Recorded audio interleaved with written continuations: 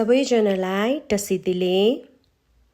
आज हामी 5 गाउँ शेर्पा भाषामा दिन, महिना, वर्षहरूलाई कसरी अभिव्यक्त गर्दछ हामी सिक्नेछौँ। आउनुहोस् सुरु गर्नेछौँ है त। अस्तिलाई खर्चङ भन्दछ। खर्चङ। हिजोलाई धाङ भन्दछ। धाङ।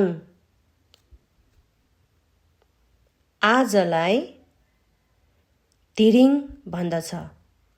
तिरिङ। भोलिलाई ङार्तो। ङार्तो। पर्सिलाई नाङ। नाङ। निको पर्सिलाई से। से। कनकोर्सीलाई कुई। कुई। महिनालाई धावा। धावा। पोहोरलाई ननिङ।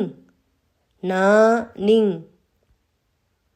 आगुनलाई साङ्बे। साङ्बे। वर्षा अथवा साललाई लो। लो।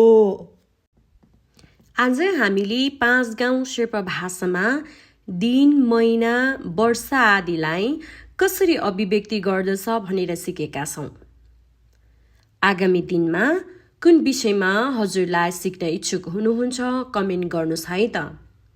र साथै आज तपाईले यो भिडियो हेरिदिनु भएको लागि धेरै धन्यवाद।